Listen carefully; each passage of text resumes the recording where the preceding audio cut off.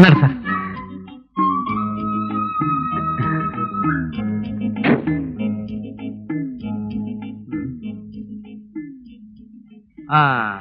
കാശൊക്കെ സുബ്രഹ്മണ്യം ഏൽപ്പിച്ചേക്ക്. സെക്ഷനിൽ പോയി കൊടുക്കേണ്ടവർക്ക് കൊടുത്തിട്ട് നേരെ സൂപ്രണ്ട് സാമിയുടെ ഉള്ളിലേക്ക് വരണം. ഞാൻ അവിടെ ഉണ്ടാവും. അല്ല പത്രോസേട്ടാ, കൊടുക്കടോ ചന്ദ്ര. ഫൈനൽ ബില്ല് പാസ്സാക്കാനല്ലേ കാലും കട്ടിൽ നടക്കാൻ 100 പിശാചുകളുടെ സെക്ഷനിൽ കൊടുക്കണ്ടേ. അപ്പോ സ്വാമിക്കുള്ള ചാപ്പാട് അത് ഞാൻ കൊടുത്തോളാം. അല്ല ഞാൻ കൊണ്ട് കൊടുക്കാം. ഞാൻ കൊടുത്തോളാം. അല്ല ഞാൻ ഒറ്റ വീക്കുന്നുണ്ടല്ലോ. സ്വാമിക്ക് എന്തിനാ ചാപ്പാട്? സ്വാമിക്ക് കാശിനേക്കാളും താല്പര്യം ശാപ്പാടിനോടാ. പിന്നെ പത്രോസേട്ടാ, ഈ കവറൊക്കെ പബ്ലിക്കായിട്ട് ഓഫീസിൽ വെച്ച് തന്നെ കൊടുക്കണോ? അതൊക്കെ ആരും കാണാതെ സുബ്രഹ്മണ്യം കൊടുത്തോളും. അവൻ എന്റെ തീയെ. ഞാൻ എല്ലാം കാണുന്നു, എല്ലാം കേൾക്കുന്നു. എവിടെ നീ ശബ്ദം? താവെല്ലാം കേട്ടോ? ചേട്ടൻ എന്താ കേട്ടത്? ആരോ സംസാരിക്കുന്നത് പോലെ. ചിലപ്പോ എനിക്ക് തോന്നുന്നതായിരിക്കോ? ദൈവത്തിന്റെ ശബ്ദമാണോ ഞാൻ കേട്ടത്? ഞാനിപ്പോ വരാം. ആരാ പത്രോസേട്ടത്? തൃശൂർ BNRലെ എക്സിക്യൂട്ടീവ് എഞ്ചിനീയറാണ്. ഓ സാറേ, പത്രോസാണേ. എന്തൊക്കെയുണ്ട് പത്രോസ് വിശേഷം? സാറിന്റെ അനുഗ്രഹം കൊണ്ട് അങ്ങനെ നടക്കണു. ഇതാർക്കും ഈ ചാപ്പാട്? എന്റെ അമ്മായിമ്മ ഡിസ്ട്രിക്ട് ഹോസ്പിറ്റലിൽ പ്രസവിച്ചു കിടക്കുക. അവർക്ക് ചോറ് കൊണ്ടുപോകണം. ഓ, പിന്നെ പീതാമന്റെ കാര്യം ഞാൻ പറഞ്ഞില്ലേ? ഓർമ്മയുണ്ട്. വരുമ്പോ മുന്തിരിയായിട്ട് ഞാൻ അങ്ങോട്ട് വരാം.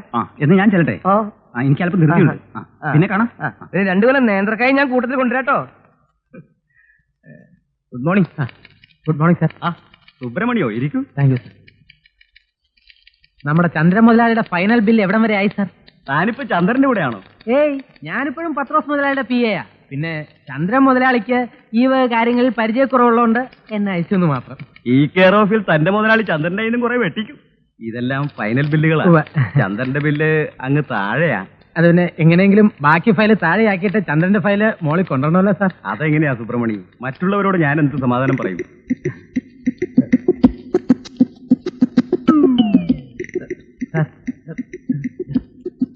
പണിക്കരേട്ടാ സ്വന്തനല്ലേ? അതെ, സുഖം തന്നെ.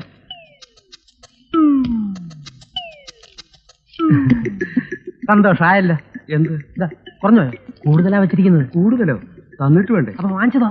ആര്? ഞാൻ കൈ ഇതിനെ കൂടെ.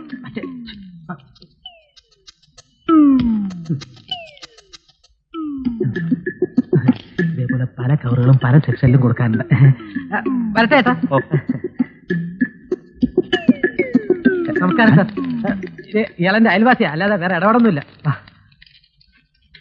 എന്താണോ സാർ, എന്നെ മറക്കരുത്. നേർക്കൂലി കഴിച്ചാലും അത്താഴം മുടങ്ങും.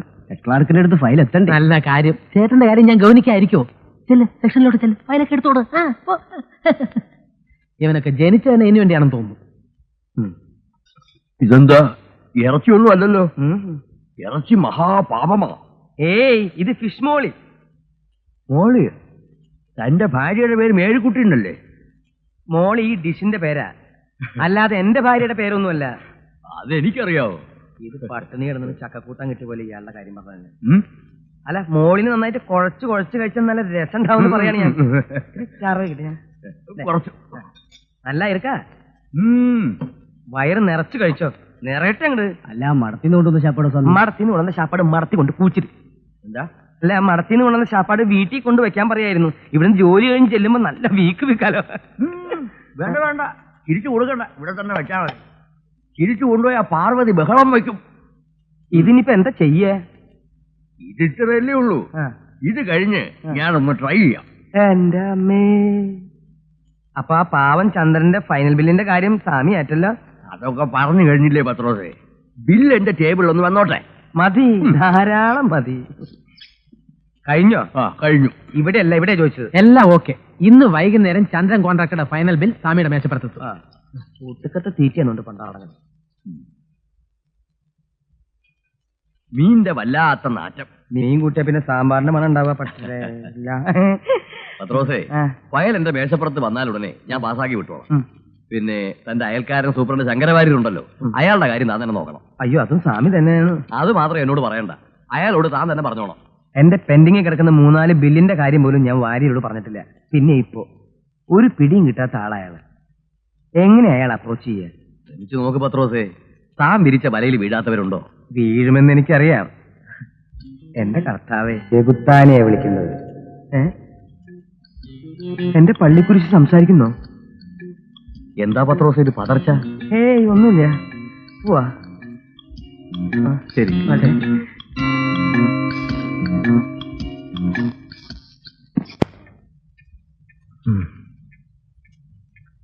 നമസ്കാരം. ആഹാ, പത്രോസോ? വായിരിക്കെ. ഊണ് കഴിഞ്ഞാൽ എനിക്ക് എന്തെങ്കിലും മധുരം കഴിക്കണമെന്ന് നിർബന്ധമാണ്. എന്നാ താനും കഴിക്കുക. അയ്യോ, എനിക്ക് വേണ്ട. എനിക്ക് ഊണ് കഴിഞ്ഞാൽ 5-6 ഗുളികയാ പതിവ്. അതിന് തനിക്ക് എന്താ അസുഖം? എല്ലാം ഉണ്ട് സാറേ. ഡയബറ്റിക്സ്, പ്രഷർ, ഉറക്കമില്ലായ്മ, ഒന്നും പറയണ്ട. ഒക്കെ പണക്കാർക്ക് വരുന്ന അസുഖങ്ങളാ. ഇരിക്കെ. പത്രോസേ, കണ്ടമാനം പണം കൂടുതലായാലും ബുദ്ധിമുട്ടാ. സാറ് പറഞ്ഞത് ശരിയാ. ചിലപ്പോ തോന്നും എല്ലാം വലിച്ചു തന്നിട്ട് വല്ല സന്യാസിനും പോയാലോ ഒന്ന്. ബന്ധനസ്ഥനായ മനുഷ്യനായി പോയില്ലേ. മനുഷ്യാഹ ബന്ധനസ്ഥിത എന്നല്ലേ. പത്രോസിന് സംസ്കൃതം അറിയാമല്ലേ? കുറേശ്ശെ. ആ, ഇത് പോട്ടെ. ഇന്നെന്താ പതിവില്ലാതെ പത്രോസ് എന്നെ കാണാൻ വന്നത്? ഒരു നല്ല കാര്യം പറയാൻ വേണ്ടി വന്നതാ. എന്താ ഒരു 8 കുഞ്ഞ് പാവം പോയത്. സർക്കാർ ഓഫീസല്ലേ? ഇന്നലെ രാത്രി ഞാനൊരു സ്വപ്നം കണ്ടു. 3-4 സെന്റ് ഭൂമിയില് സുന്ദരമായൊരു വീട്. അതിന്റെ പാലുകാച്ചി നടക്കുന്നു. ഞാനും മേരിക്കുട്ടിയും മക്കളും ഒക്കെ ഉണ്ട് പുതിയ വീട്ടില്. വീടിന്റെ ഉടമസ്ഥൻ വാര്യർ സാറും ഭാര്യയും മക്കളും ഒക്കെ ചേർന്ന് വിരുന്നുകാരെയൊക്കെ ക്ഷണിച്ചിരുത്തുന്നു. കാപ്പിയും പലഹാരം കൊടുക്കുന്നു. ആകെ ഒരു സുഖകരമായ അന്തരീക്ഷം. എന്നിട്ട് നല്ല അയൽക്കാരന്റെ സ്വപ്നം സത്യമാകുമെന്ന ഞങ്ങളുടെ പ്രമാണം. ഇന്ന് ഞാനൊരു വീട് നേരിട്ട് കണ്ടു. സ്വപ്നത്തിൽ കണ്ട പോലെ തന്നെ നല്ല സുന്ദരമായ ഒരു വീട്. തമ്പുരാൻ കർത്താവാണ് സത്യം. പച്ചക്കള്ളം. ഇത് വലിയ ശല്യായില്ല. മര്യാദയ്ക്ക് ഒരു കള്ളം പറയാൻ പോലും സമ്മതിക്കില്ല അല്ലേ? പത്രോസ് ആരോടാ സംസാരിക്കുന്നത്? ഒന്നുമില്ല. ആ, എന്നിട്ട് വീട് കണ്ടിട്ട് പറയാം. അതുപോലൊരു വീട് സാറിന് ഉണ്ടായാലോ എന്ന് ഞാൻ ആശിച്ചു പോയി. സാർ എന്തിനാ ഓഫീസിൽ നിന്നും ഇത്രയും ദൂരം ഗ്രാമത്തിൽ പോയി താമസിക്കുന്നത്? അതും വാടക വീട്ടിൽ. നാട്ടിൻപുറത്താവുമ്പോ വാടകയും വീട്ടു ചെലവും വളരെ കുറയും. പിന്നെ സമയത്തിന് ഓഫീസിലെത്താൻ അല്പം ബുദ്ധിമുട്ടുണ്ട്. അത് സാരമില്ല. സ്വന്തമായിട്ടൊരു വീട് വെക്കണമെന്ന് സാറിന് ആഗ്രഹമില്ലേ? സ്വന്തമായിട്ട് വീട് വേണമെങ്കിൽ എനിക്ക് വല്ല ലോട്ടറി അടിക്കണം പത്രോസേ. എന്നാ ലോട്ടറി അടിച്ചു എന്ന് തന്നെ വെച്ചോ. ഞാൻ എത്ര പേരെ കൈ അടച്ച് സഹായിക്കുന്നു. സാറിന് മാത്രം എന്തുകൊണ്ട് സഹായിച്ചുകൂടാന്ന് എന്റെ ഭാര്യ മേരിക്കുട്ടി ഇന്ന് രാവിലെ എന്നോട് ചോദിച്ചതാ. സത്യമായി സാറിന് പൈസയ്ക്ക് ബുദ്ധിമുട്ടുണ്ടെന്ന് എനിക്കറിയാം. ഈ വർഷം കൂടി കഴിഞ്ഞാൽ സാറിന്റെ മകൻ ഡോക്ടറാവും. അപ്പൊ വലിയൊരു ചെലവ് കുറയുമല്ലോ. സാറ് കുറേശ്ശെ തിരിച്ചു തന്നാൽ മതി.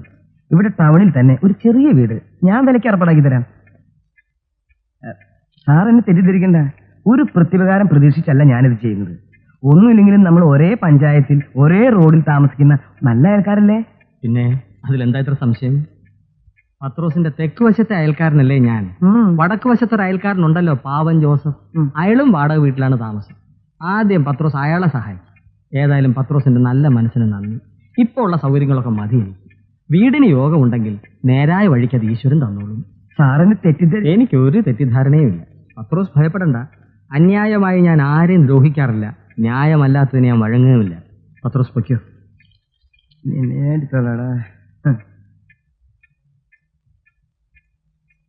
നല്ല അയൽവാസി ഒരു ദരിദ്രവാസി തന്നെയാ.